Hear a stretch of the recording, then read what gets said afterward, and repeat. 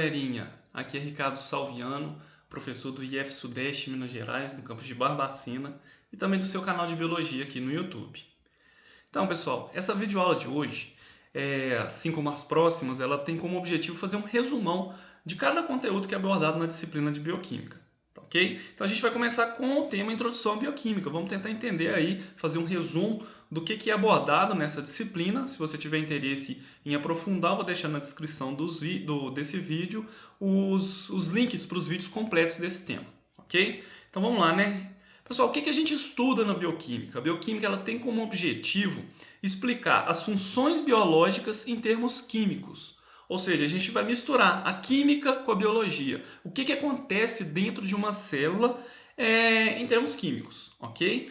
Então a gente tem aí como objetivo avaliar, estudar quais que são as estruturas químicas dentro de um organismo celular, as funções biológicas dessas estruturas, como que elas se organizam e também as reações que acontecem nesse ambiente celular. Okay? Então a bioquímica ela tem a proporção aí de poder avaliar, proporcionar importantes esclarecimentos em diversas áreas do conhecimento, tanto aí na área da saúde, na medicina, na nutrição, né? Se a gente for pensar numa dieta aí, no cuidado de um paciente diabético, na indústria química, então vários processos químicos aí, produção de etanol, por exemplo, né? São uma dessas nuances aí que podem abordar a bioquímica, ok?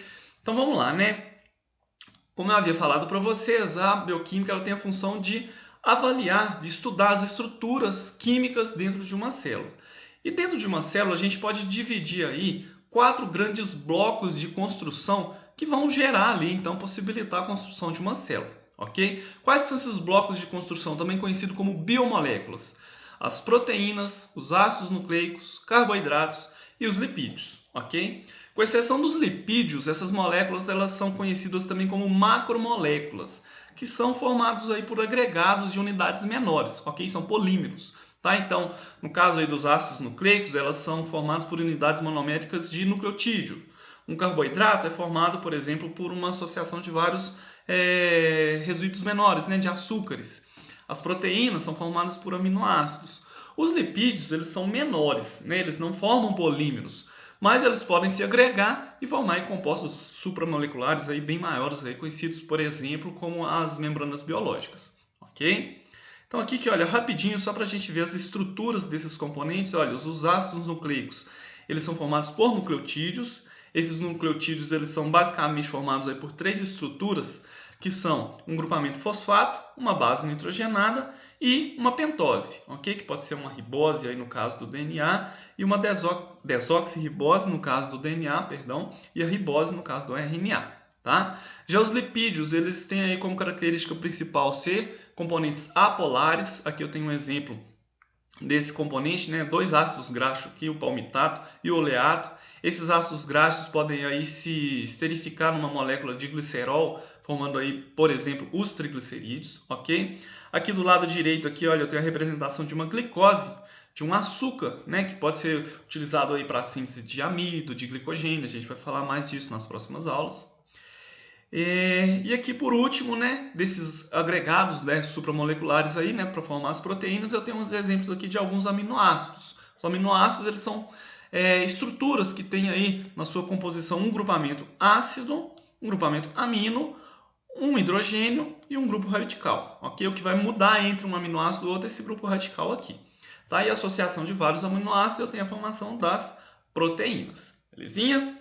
Então, pessoal, nessa tabela aqui eu tenho como exemplo a célula bacteriana E. coli, tá? Não muda muito ali em termos de proporção entre se eu for pensar num procarioto e um eucarioto. A gente tem basicamente aí todo tipo celular sendo formado principalmente por água e, sequencialmente, eu tenho aqui esses blocos de construção que eu acabei de falar para vocês, né? As proteínas, eu tenho aqui em percentual, né, de composição dessa célula, eu tenho aqui 15% de proteína numa célula de E. coli, eu tenho os ácidos nucleicos, os polissacarídeos e os lipídios, ok? São então aí nossos 4 principais grupos de biomoléculas que são responsáveis por construir uma célula. Além desses, eu posso ter aqui subunidades menores, né? Por exemplo, aí, se eu for pensar nos carboidratos, eu posso ter monossacarídeos, né? Alguns intermediários em relação a esses componentes. E eu também tenho íons inorgânicos. Então a gente pode perceber que apenas 1% aí da composição celular, ele não é um componente que a gente fala que são dentro desses blocos de construção aqui, ok? Com exceção da água, né, que a gente não pode chamar de molécula orgânica, tá? Desses diferentes tipos de componentes aqui, os mais variados a gente pode citar aqui, né, o RNA e as proteínas. A gente tem, tomando como base aí que as proteínas elas são sintetizadas a partir de uma molécula de RNA, então eu tenho aqui um grande número de diferentes tipos dessas espécies, ok? Então vamos lá, pessoal. Depois que a gente estudar cada um desses componentes, a gente vai ter aqui aulas sequenciais para focar, né, em cada uma dessas estruturas e as funções dessas biomoléculas. Numa segunda etapa da bioquímica, a gente tem como objetivo avaliar como que a célula ela pode transformar os diferentes componentes celulares e também, por exemplo, gerar as diversas funções que a gente tem dentro daquela célula, ok? Nesse campo, né, nesse contexto, a gente tem aqui uma área da bioquímica que a gente chama de bioenergética. A bioenergética ela tem como princípio, né, o seu objetivo é estudar como que acontecem as transformações de energia dentro de uma célula. Toda célula ela precisa de energia, tá? E para que ela precisa de energia? Ela tem várias funções ali para sua sobrevivência. A gente precisa de energia para movimento, para transporte, né, celular, para síntese de moléculas, para reprodução, ou seja, são várias necessidades que uma célula tem para energia. Sem energia não existe vida, ok? E a bioenergética, né, dentro da bioquímica, ela tem a função então de responder essas três perguntas aqui, que olha, qual que é a fonte de energia para um organismo? Como que esse organismo ele consegue obter energia a partir dessa fonte e como que ele consegue utilizar essa energia? Ok? Então, esse é um dos objetivos também da bioquímica. Ok?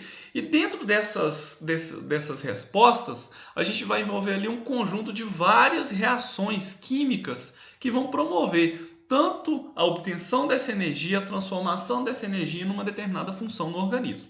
Ok? E esse conjunto, né, de transformações aí, eles são governados dentro de uma célula por várias reações químicas, né? E essas reações químicas, elas são catalisadas por enzimas e o conjunto dessas reações aí, todo o conjunto de reações que acontece dentro de uma célula, eu chamo de metabolismo, ok?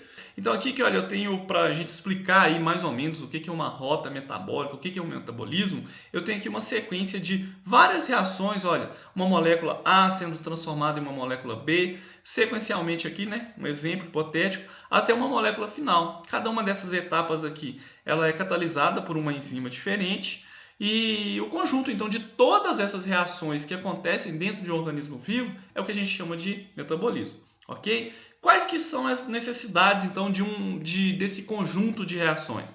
A gente precisa dessas reações para obter energia, né, a partir de, se a gente for pensar num organismo vegetal, por exemplo, a partir da energia solar. A fotossíntese ela faz parte do metabolismo de um vegetal ou de um outro organismo fotossintético, tá? Ou então, por exemplo, degradar um nutriente rico em energia. Se eu posso pensar, por exemplo, em um carboidrato, um pratão de macarrão, para degradar aquele carboidrato ali e eu conseguir energia a partir daquilo, eu também vou estar envolvendo ali várias enzimas fazendo parte aí desse metabolismo, ok? Então ali a gente pode destacar não só a degradação, mas também a síntese de proteínas, de ácidos nucleicos, a reprodução de um determinado organismo, né? Eu vou dividir ali uma célula em duas, eu vou precisar de duplicar aqueles componentes celulares.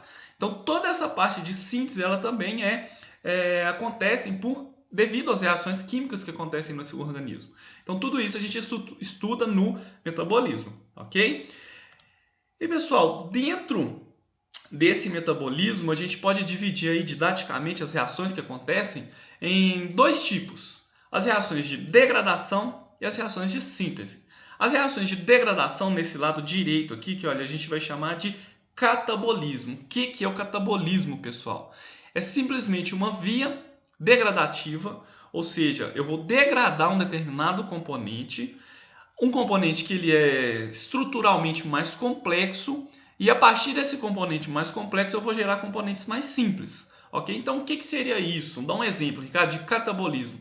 Degradação de carboidratos. Eu vou pegar ali um carboidrato, vou degradar ele em componentes menores, e esses componentes, esse processo de degradação, ele gera então a simplificação ali daquela molécula que era mais complexa em uma molécula mais simples. Então sempre que eu falar de catabolismo, eu vou estar falando de degradação. Características específicas dessas rotas metabólicas. Todo catabolismo ele tem a função de ou gerar energia ou gerar um componente ali que foi oriundo desse processo de oxidação. Ok? Então as vias catabólicas, pessoal, aqui nesse esquema aqui, que olha, dá para a gente perceber que com esse processo de simplificação das moléculas mais complexas, a gente tem aqui a liberação de energia. Energia pode ser na forma, por exemplo, de ATP, mais para frente a gente vai entender um pouquinho melhor, né, como é que funciona essa molécula energética. E também aqui alguns carregadores de elétrons. Se a gente for pensar que no processo de quebra das ligações químicas de um componente mais complexo, a gente tem a liberação de elétrons, a gente tem que ter alguém para receber esses elétrons. Eu posso dar aquele exemplo, como exemplo, o NAD, o FAD, o NADP, ok? Então esses componentes aqui têm o objetivo de carregar esses elétrons que foram gerados no processo de oxidação dessas moléculas nutrientes, ok? E todos esses componentes aqui, eles também podem ser utilizados para produção de energia, não somente gerar energia direta na forma de ATP, ok? Pessoal, então aqui que olha, de forma paralela ao catabolismo, a gente vai ver o anabolismo, tá? O que seria isso? O anabolismo é uma rota, é um conjunto de reações que é responsável pela síntese de algum determinado componente. Essa síntese ela vai utilizar componentes precursores, né, moléculas precursoras. Então vamos pensar aqui que olha, a síntese de proteínas a partir de aminoácidos. Isso é uma rota anabólica, ok? Se eu for pegar um açúcar simples para sintetizar um carboidrato mais complexo, como por exemplo o glicogênio ou o amido, também estou falando de anabolismo, ok? Então sempre que eu falar de síntese, eu estou falando de anabolismo. Esse anabolismo, ele sempre vai utilizar energia para que ele possa acontecer. Tá, ok? De onde vem essa energia, pessoal? Do processo de catabolismo, ok? Então essas duas rotas elas funcionam simultaneamente. Para que o anabolismo possa acontecer, é necessária energia.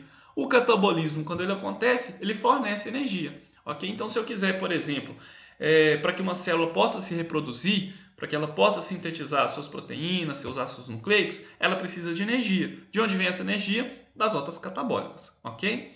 Então aqui, pessoal, a ideia era passar para vocês mesmo um resumão desses conteúdos, tá? Nas aulas subsequentes a gente vai aprofundar um pouquinho mais sobre esses assuntos e aí a gente pode entender um pouquinho mais sobre cada um desses conteúdos, ok? Deixo aquele abraço para todos vocês e aguardo vocês na nossa próxima videoaula.